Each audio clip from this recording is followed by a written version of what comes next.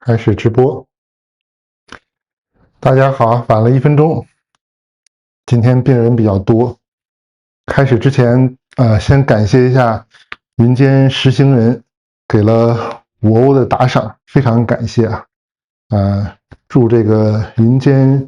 实行人身体健康，心情愉快，性生活快乐，发大财！感谢这个打赏啊！现在打赏已经包括广告费加在一起，已经将近100块钱了。等够300块钱的时候，就准备换一个新的摄像头，到时候就拍摄的效果会更好一些。我先提前给大家讲一个，就是这个油管社区的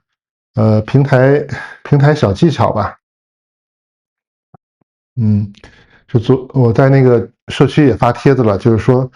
大家打赏也欢迎，但是你不打赏呢，在直播期间其实有很多种互动方式，也可以帮我的流量增加，让这个频道的这个权重更好一点。最简单的就是在这个聊天室里面有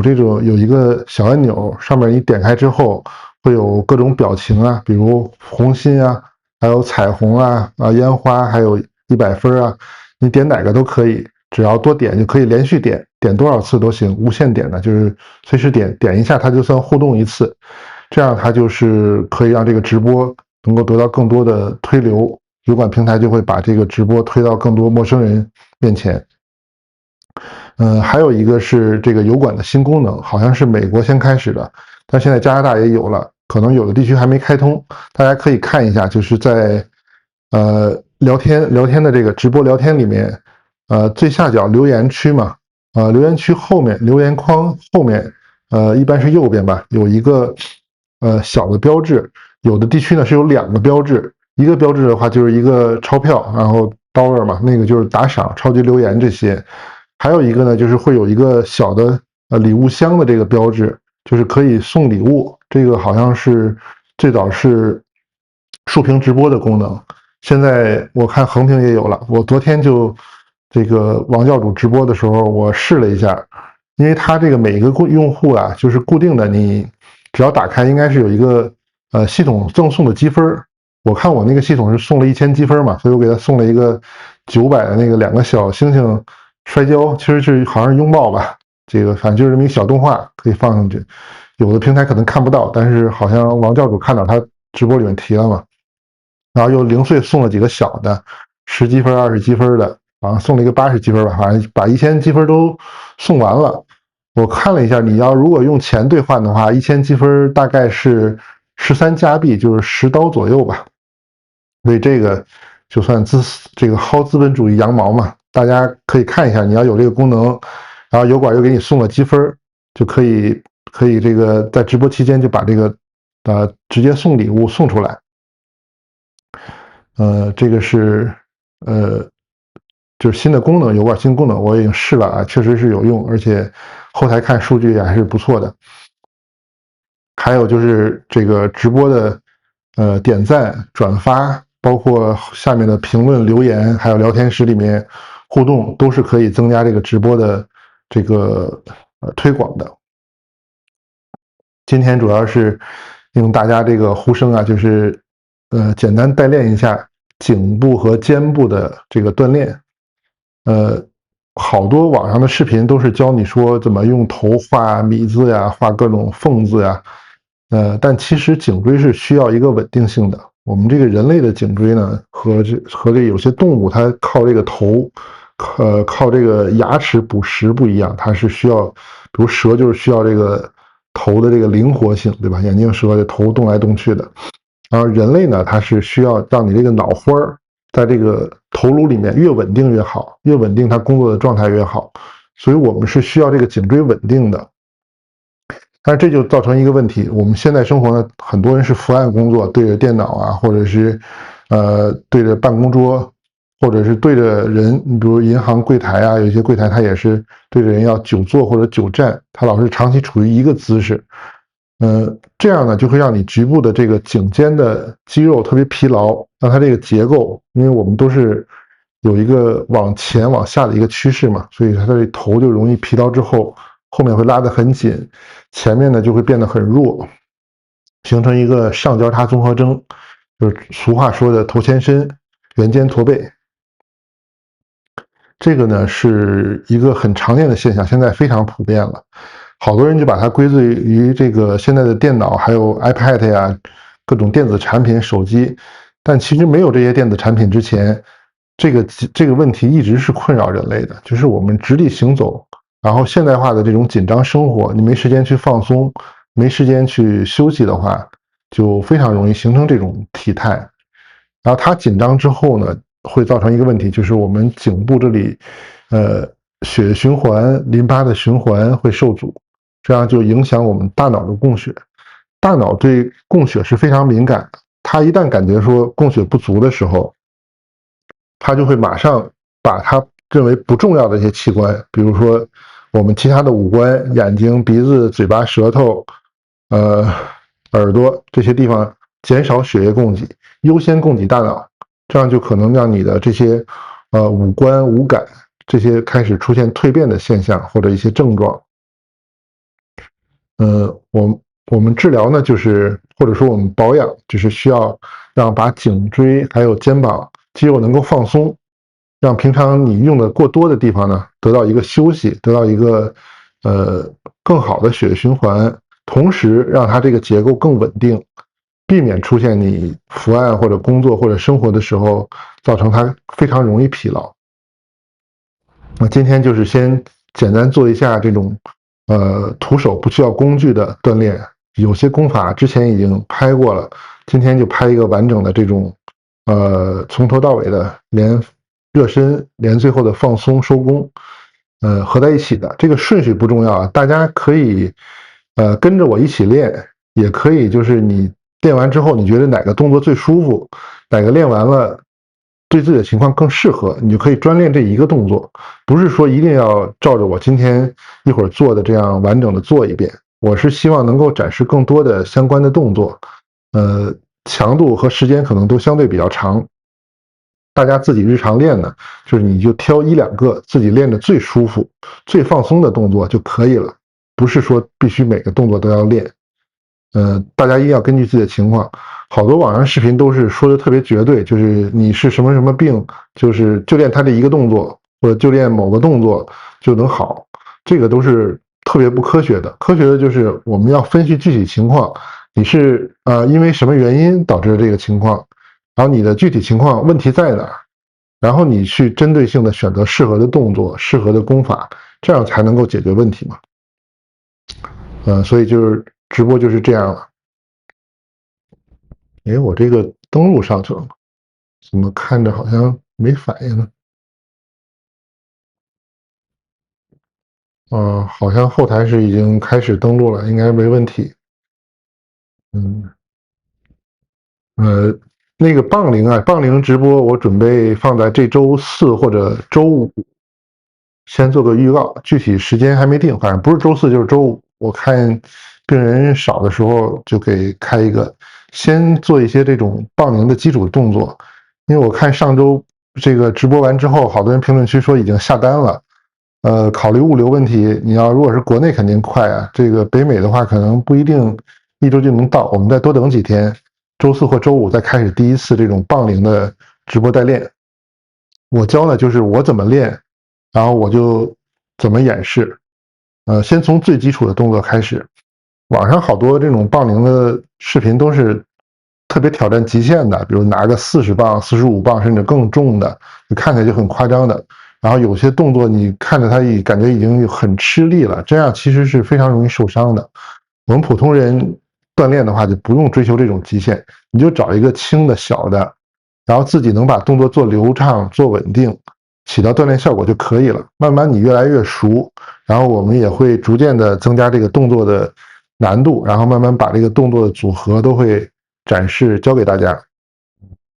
试一试吧。我觉得这个棒铃运动是非常好的。那今天就不多说了，就开始吧。好多有2个人吧，我看在评论区问说，上次说这个手托羁绊这个动作，看我是这种就是交叉的，就是右手左脚同时动，左手右脚就是交替动，然后自己练呢，试着练了一下就变成顺拐了。这个其实不用太在意啊。这个正好对着空调这个出风口，有点鼻子有点痒痒，没事儿，不是过敏啊。其实你是不是顺管，是这种交叉的，还是说同侧的，都没关系。传统来说的话，就是两种练法，一种这种就是交叉的手脚，还有一种呢就是同侧的。同侧的过去在形意拳里面5形12形嘛，就是它熊形里面就是同侧的，它有专门的练法和用法，就是这种摆拳的重拳的话，有的时候是需要这种同侧同动的。但是我们如果出于健身、出于保健的目的的话，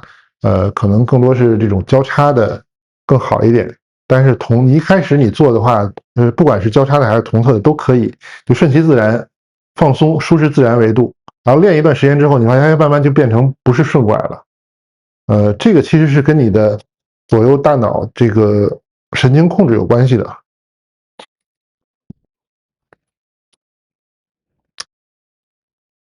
大家可以做一个小游戏啊，就是我们可以比如说拿右脚。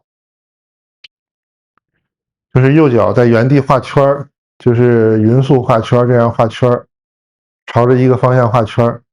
这个时候呢，你不要多想啊，然后你用你的同侧的手，然后反方向的画一下圈儿。你会发现，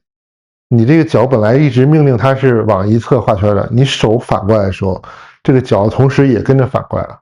这个是正常的神经的一个反应啊，就是我们人类的这个神经系统，并没有像有些这种小说里面说的控制的那么精确，很多时候它是有很多这种 bug 的，就是你的手脚控制没有那么精细，神经控制没有那么精细，所以我就一直说，你别管是要做体育运动，还是想修仙，最好学一点基础的医学常识。好多生理学常识其实已经都是公开的这种公共认知很常识的东西了，但是可能普通人接触少，就不太了解这些东西。比如说刚才这个东西，就是我看到国内有些传统武术的大师啊，或者是这个其他的一些大师，就把这个东西小游戏嘛，就当做一个噱头，就可以割韭菜。这我就不说了，但其实是有很多办法的。嗯，还有像是说，哎呀，这个说好不好啊？这说了就又砸别人饭碗了。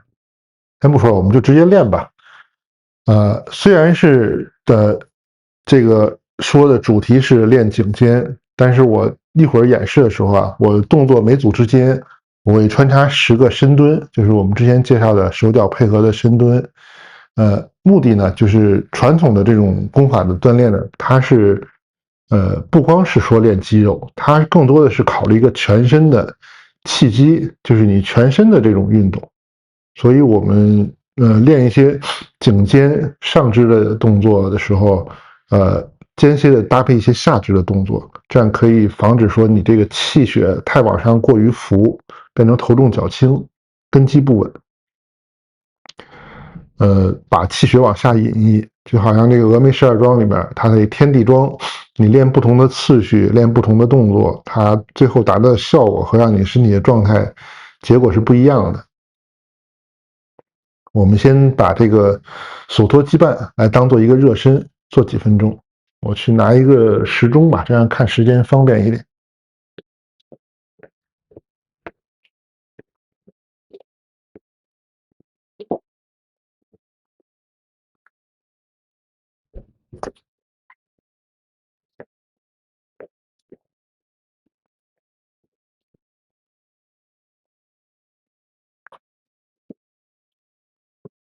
我大概就是每个动作不会做太多，做几组，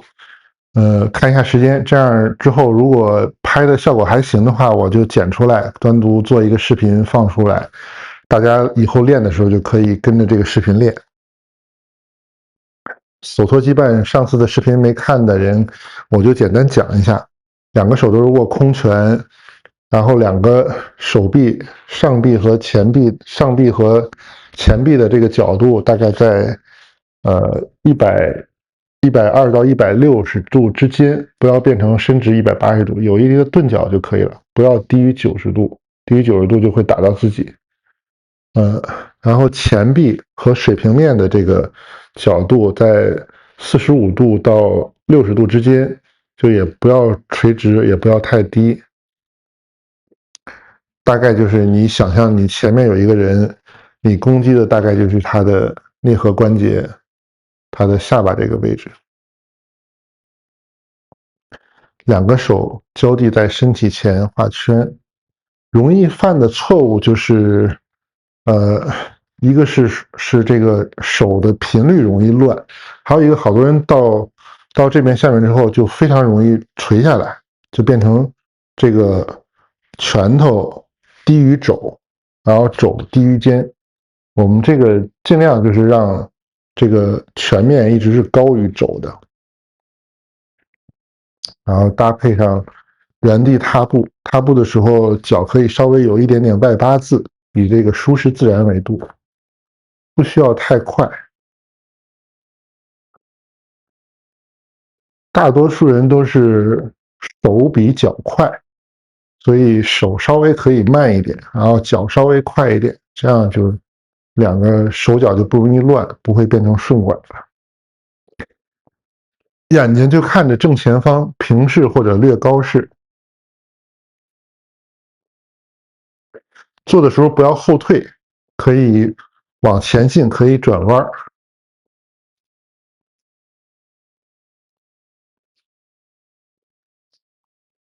保持自然呼吸，不要憋气。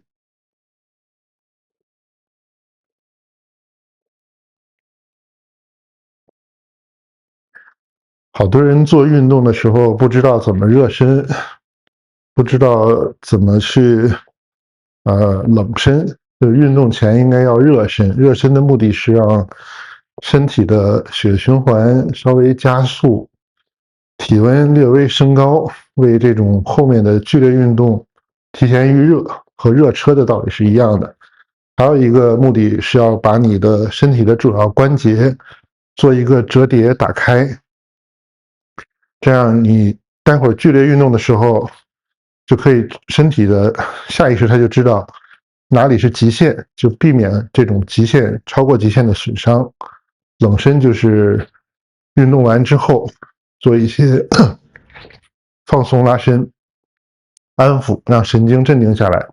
血液循环逐渐恢复到平静的状态，从运动状态恢复到日常模式。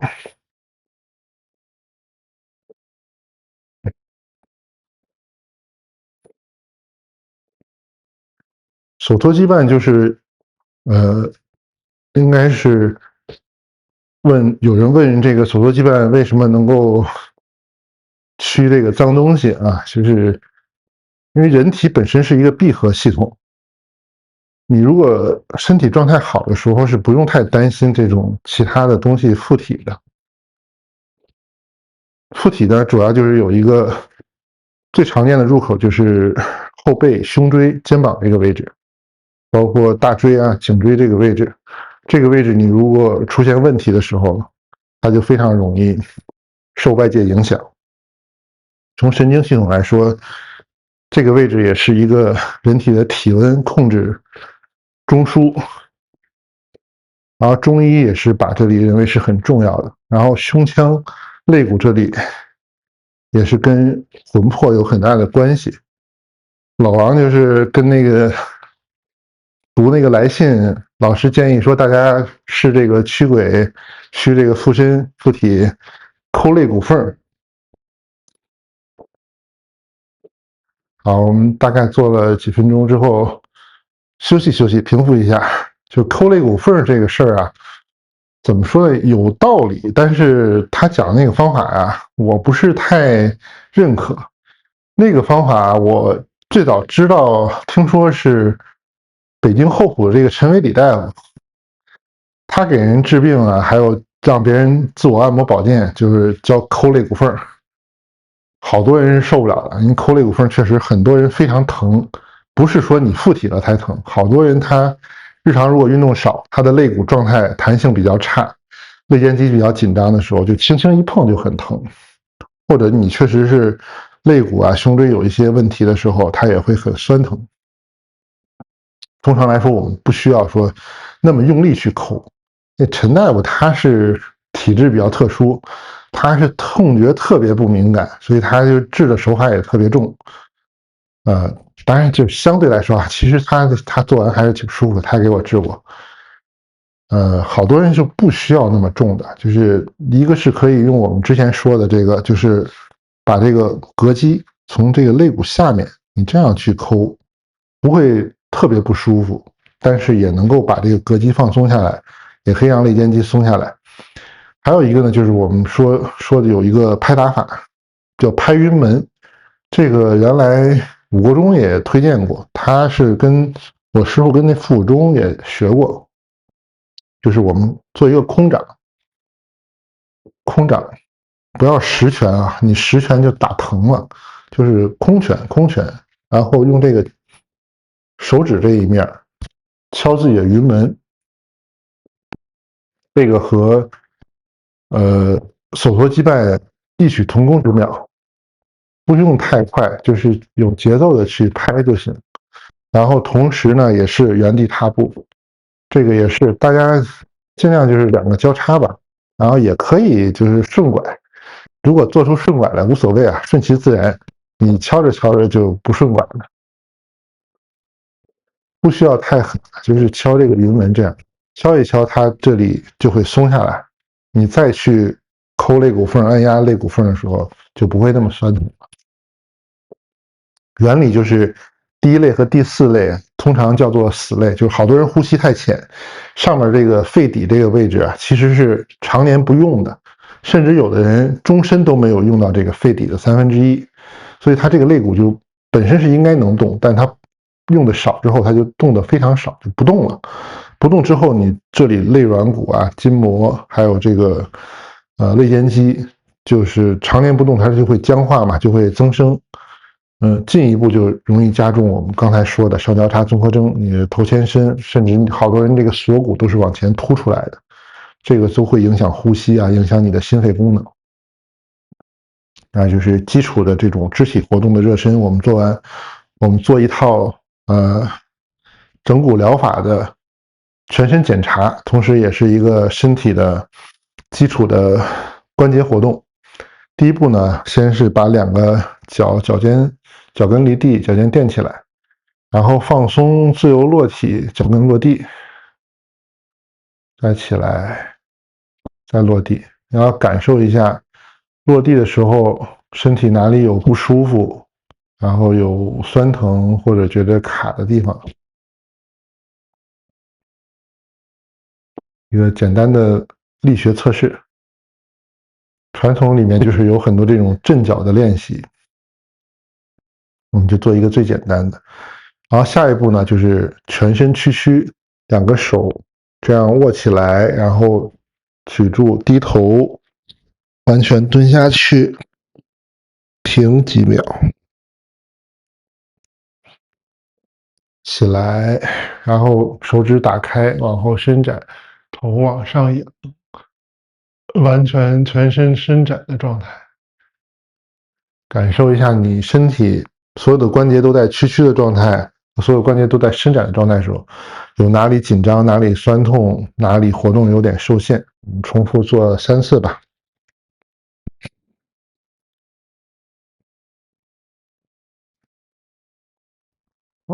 伸展开眼，平几秒，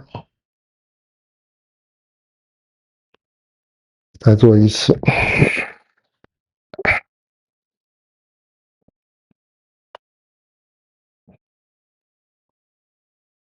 全身伸展。王教主说，他家里这个2个小老外去台湾看见这个蹲坑，发现自己蹲不下去，蹲得很费劲，没法亚洲蹲。这个其实好多就是生活习惯的问题，不一定是用了蹲坑才能亚洲蹲，好多时候就是他有这种机会。你看，我看这边的小孩，有的他习惯这种蹲着玩的，其实他蹲的也很好。今天早晨我还让我儿子试了一下，他蹲的就很自然，也没什么影响。他就也没有用过蹲坑，就是有没有这种活动？有这种活动的话，问题就不大。但是好像超过一定年龄再做训练就比较痛苦了，因为他的髋关节还有膝关节、跟腱就已经不适应这种幅度的这种屈伸了，但是都是可以改善的。把他的踝关节和髋关节松解之后，通常都能蹲得下去，而且能蹲得比较稳。下一步呢，我们活动一下髋关节，先外展，然后再内收，就是尽量大的幅度啊，换一条腿，外展，内收，重复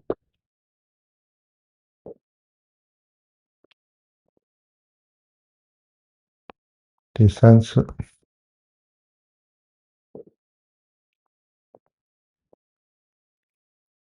好，然后是2个手臂上肢的外展、内收。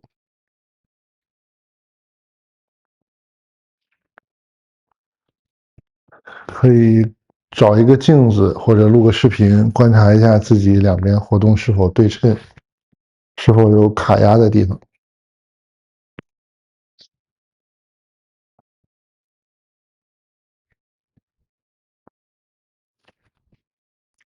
第3次。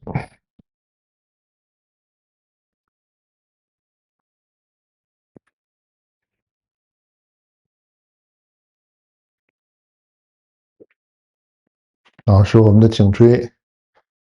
往左转头，停3秒，1、2、3，不用到最大幅度啊。往右，1、2、3，往左，1、2、3，往右，1、2、3。转头的时候不用太快，匀速转就好了。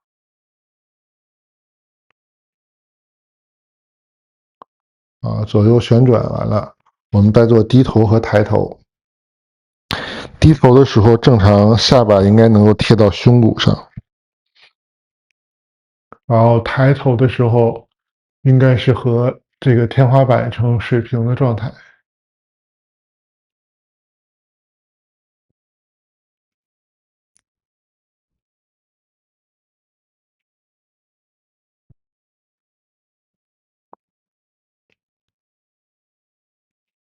然后再侧偏，耳朵往肩膀去靠，躯干尽量不动。另一侧。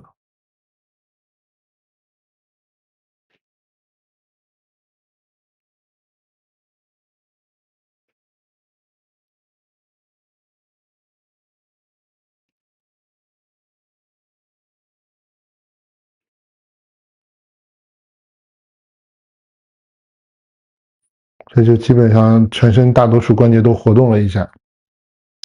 就算热身结束了。我这个工作一天，我也是觉得颈肩部稍微有一点点酸胀，有点疲劳。我们今天就练一下。如果不涉及下肢动作，我就往前站一点。大家可以坐着练有的动作，然后不用说都是站着的，然后幅度呢也是根据自己的情况量力而行，不要追求极限，舒适自然为度啊。所有动作都尽量保持自然呼吸，不要憋气。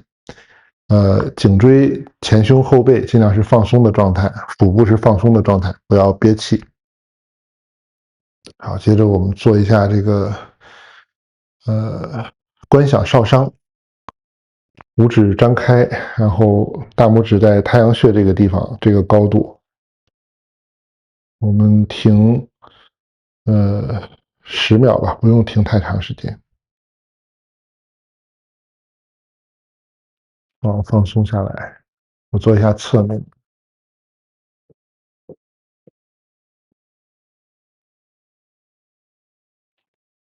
10、9、8、7、6、5、4、3、2、1，好，放松。来另一侧。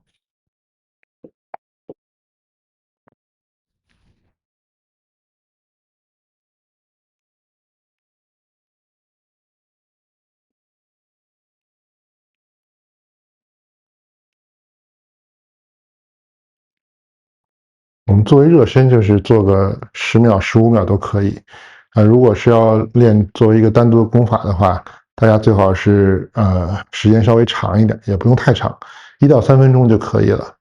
超过3分钟就是意义不是太大，因为我们就是主要是为了健康，为了保健嘛，不是为了练功夫。那下一个就是一字当，双手侧平举，两个手的指尖、五指是张开的状态，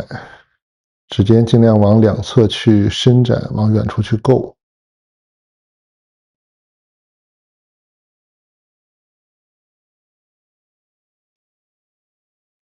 放松，不要搞疲劳战术啊！就是这个真的是方法远比努力要重要。你方法对的话，偷懒着练效果也很好。如果方法不对，你练的越多，其实是错误越多，身体的损伤越大。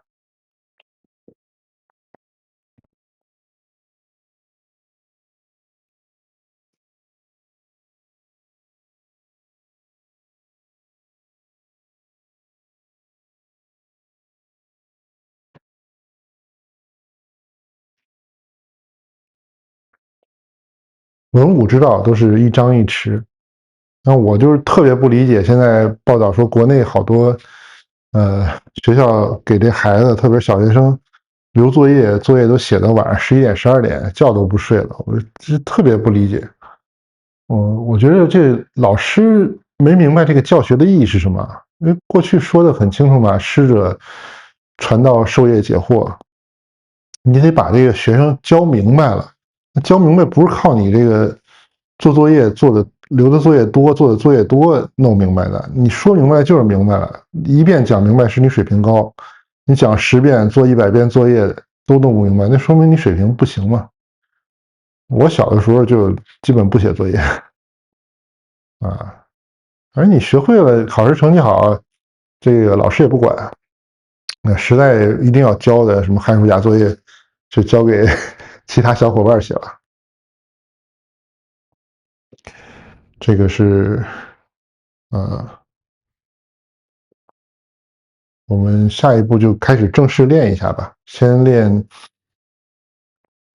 第一个就是金风斗肘。刚才做的这个观想烧伤，它和观想烧伤是反过来的，大拇指是朝下，然后手臂往外旋转，转到手掌朝上的时候，回来，两个肘往后，往中间夹，手到这个肋骨这里就可以了，也不用特别往后。但是好多人做呀，尤其我在这个门诊教病人的时候，好多人一做就变成这样，这样太低的话就没有锻炼效果了。我们主要是想练这个上胸椎上胸段的这个位置嘛，所以就是手你至少要到这个，男士的话是到这个乳头这一条线，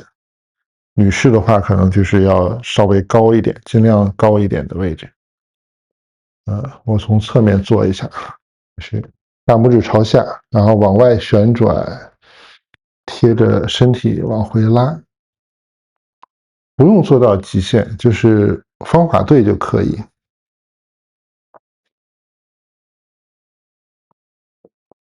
好，这个讲明白了，我们就开始做。第一组就少做一点，我们大概每组做10次，做个5组左右吧。先是正面，一边旋转一边往后拉，1、2、3、4、5、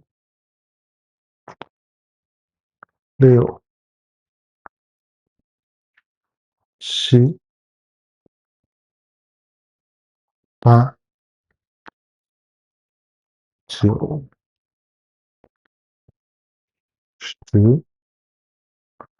放松休息一下，我从侧面做一下。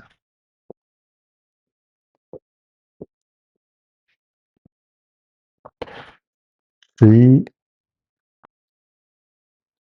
12、13、14、15、16、17、18、19、20。就是好多人做的时候，他这个身体会跟着动，这不用动太多，尽量保持躯干是稳定的。你做3组吧，要不然我怕动作多，时间可能不够啊。一般这种组数呢，还有就是每组的次数，传统的练法就是3、5、7、9的倍数，就是我们可以做3组、5组、7组，9组，然后每组呢也是3、5、7、9。像我做10次的话，就是5的2倍，就也是都是能整除的就可以了。那我们就做3组吧，就不要做太多了。21、22、23、24、25、26、27、28、29、30。这个高度的问题是，如果是我们刚才讲少商这个大拇指是跟太阳穴是一个水平嘛，就是到我们的眉毛这个位置，然后反过来做这种金风斗肘呢，就是小指在这个眉毛这个位置，就是我们大拇指尽量高过肩膀，就是稍微高一点，这样从健身还有从身体结构、从五出七脉的角度来讲都会更好一些。有的人就做的很低，这样做就是纯粹为了速度或者为了数量，这样其实反而效果并不是太好。那我们这个刚才是文练嘛，文练就是匀速慢慢练就可以了。其实健身保健的效果已经很好，但有的人可能觉得说是有肩周炎，或者是他肩部的问题或者胸椎的问题比较多，可以再加上一点爆发力，就是我们说的舞练的方法。这个时候如果是舞练，一定要注意呼吸的顺畅，要这个动作配合呼吸，不是呼吸配合动作。不要憋气，不要把自己憋死。我就演示2组吧，就是还是一样的姿势，起始式，然后我们看我们的呼吸，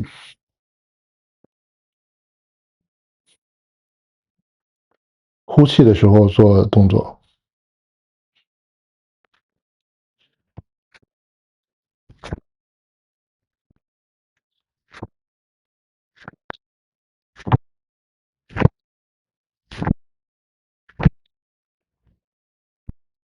做一做还是很舒服、很爽的。从侧面做一下，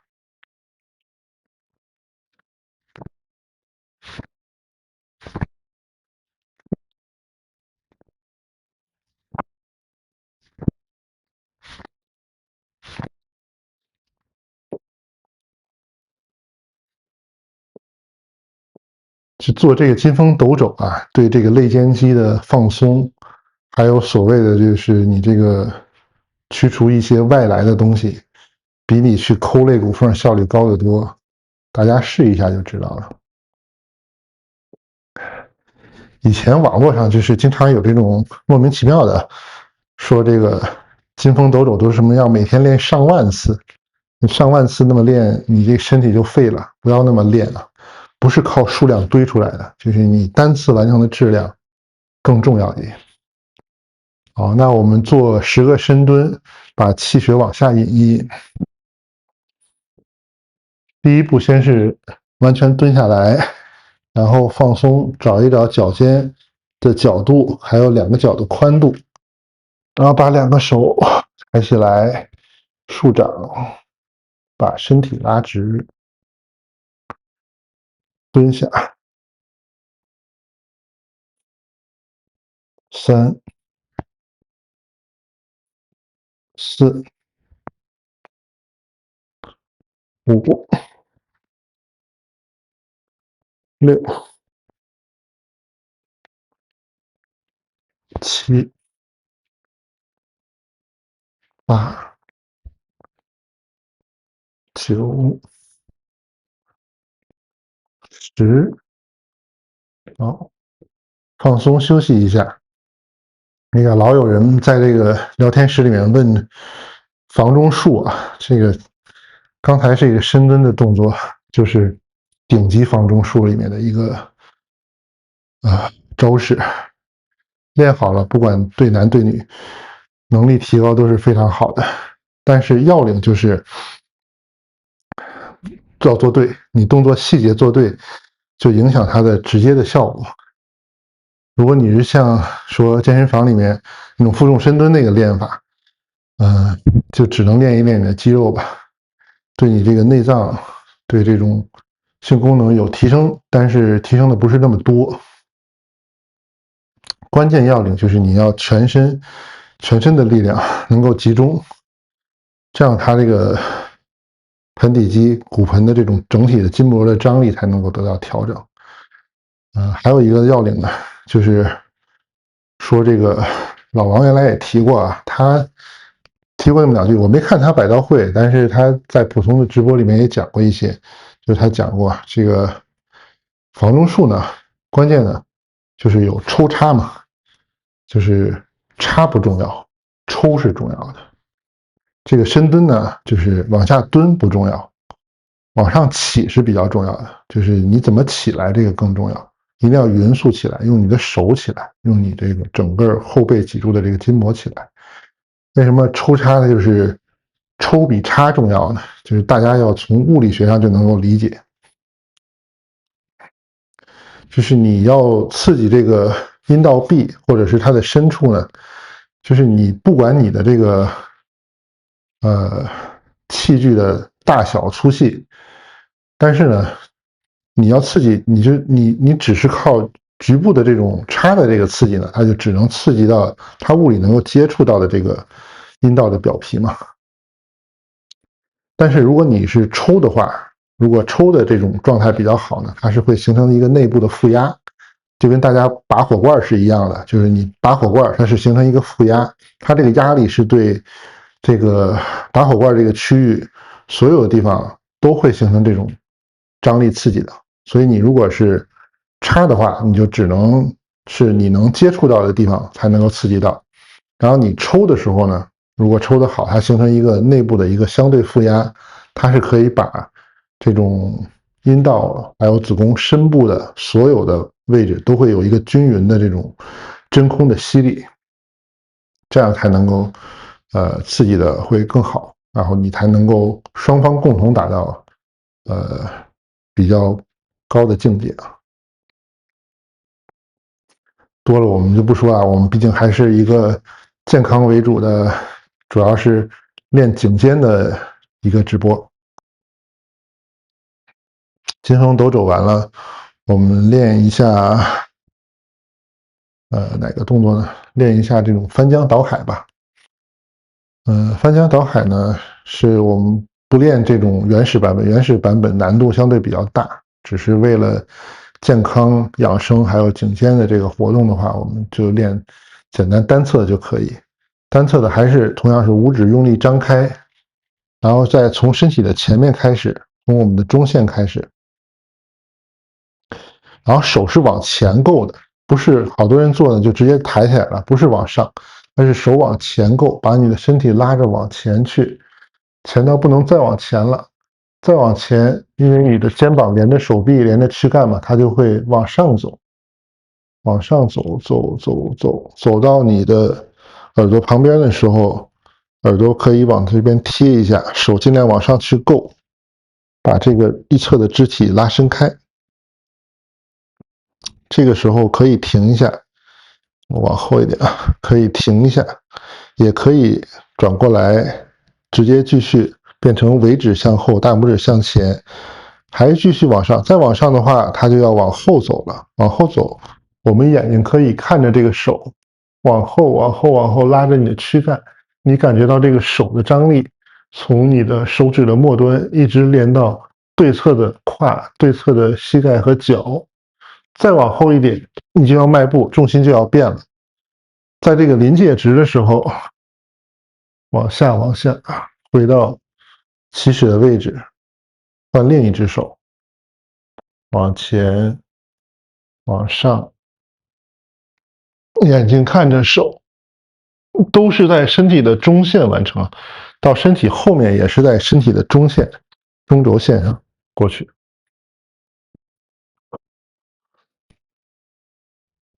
我从侧面做一下啊，匀速，不要着急，把我的身体往后拉，往前带。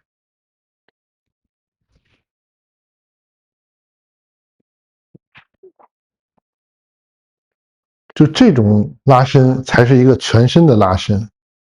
就是你从手到脚七四烧，而且把路过的每一个肌筋膜链、每一个皮肤、每一个肌肉都得到拉伸，充分的伸展。哎，我这个今天是频道设置的问题还是怎么？好像聊天室一个人没有啊。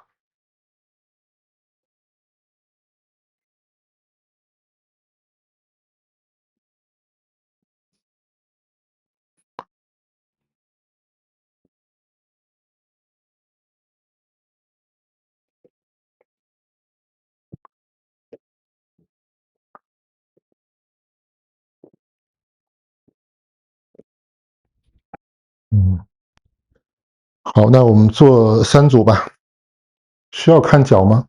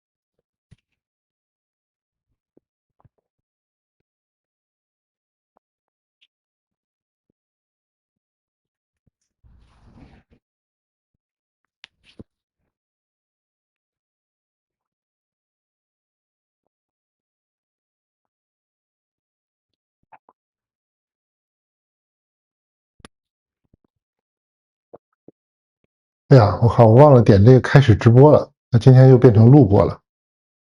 哎呀，这个总是犯错误，没关系，录播就变成录播吧，我们之后就直接发布出来。好，那我们接着还是做10个深蹲啊，我就做侧面的了，先找好位置，1、2、3、4、5、6、7、8、9、10。啊，实在不好意思，这个又犯错，这变成录播了，你就录播吧。那我加速一下流程，减少点动作，我们直接开始颈部的坐姿的，镜头调一下，嗯。座位就可以练，因为这你动颈椎，有的人如果颈椎有问题，或者他有头晕或者血压的问题，有可能他的转头的时候会有不舒服或者头晕，我们就要防止跌倒。第一步呢，就是看自己肩膀后面这个位置，头转过来，可以在这稍微停一下，然后想象有一个光球顺着它抬头，身体略微后仰，转到另一侧的肩膀的后面。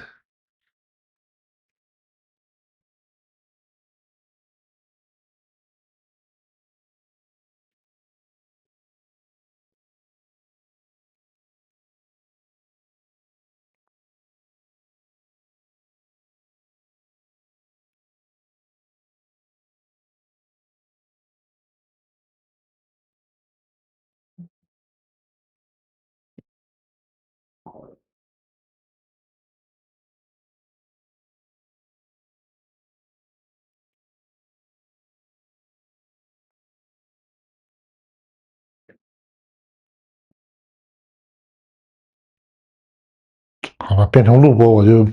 不做那么多组了，就是把动作演示一下。哎呀，这个 MET 也先不做了，今天我再讲一下那个鼻子时钟。这个是费登奎斯的一个方法，但其实传统的也有这种练法。哎，我们就别的动作先都不讲了，今天录播就当录播先弄一下。大家要是喜欢直播的话，我回头可以再重复再做一下这个颈肩的直播，把准备好的动作都补齐，然后每组多做一点，这样大家可以跟着练。今天就还是先演示动作啊，我看快1个小时了，这个变成录播就不是太好啊，没有互动了。鼻子时钟呢是大家想象自己的鼻子前面放了一个时钟，这个时钟就是表盘这样放着，然后上面就是12点，下面就是6点，然后左边是3点，右边是9点。然后我们这个时钟想象多大呢？就是大概就是硬币这么大，放在鼻子前面这里，然后先从坐直了之后的这个状态，鼻尖就对着这个表盘的这个终点，然后我们要在这个硬币的范围内，先做一个单向的，就是6点和12点之间，大概做10次，幅度非常小啊。视频可能略微能看得到，大家想象一下，就是我的鼻子是在这个一个硬币大小的时钟的表面，从12点到6点之间来回活动，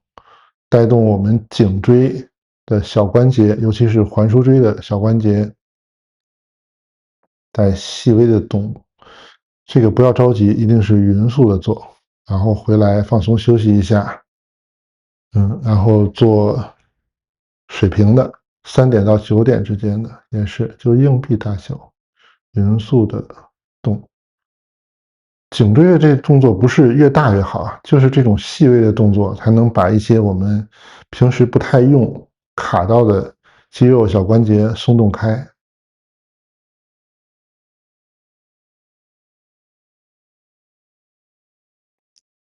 做完上下，做完左右之后，我们再顺时针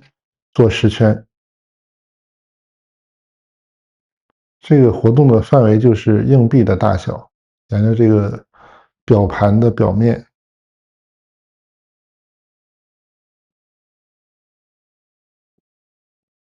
好，再逆时针反过来做，这是颈椎时钟，非常好的一个颈椎的康复运动，可以很有效的把颈椎，尤其是上颈段的这个疲劳释放掉，让它放松下来。好，我们就演示一遍啊，就变成录播就不做那么多了。回头我再抽时间可以再做个直播，然后每组按规定组数做。接着讲一下肩膀，肩膀也是，我们也可以想象它是一个时钟，然后有一个12点、6点，然后3点、9点，动完了之后顺时针、逆时针做这个肩膀的动作。我们肩膀能够放松，它这个颈椎和胸椎结合的这个地方。就是我们胸廓出口的这个位置就可以得到放松了。最后，冷身呢，就是做一下拉伸。我们可以找一面墙，离墙大概1步的距离，然后靠墙这只脚往前迈1步，靠墙这只手五指张开，贴到墙上面，然后整个身体都贴上去，看着前方，好像躺在这个墙面上，大概1分钟。放松下来之后，手要往上够啊，就是把你的一侧通过墙面拉伸开，然后再换另一侧，就不做演示了。今天就不好意思，变成一个失败的直播了。好，那我们就停止这个直播吧。哎呀，这个停止录制，停止录制，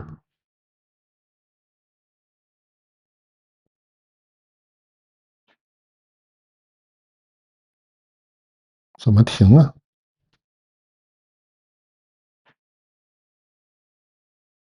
这个完全死机了。好。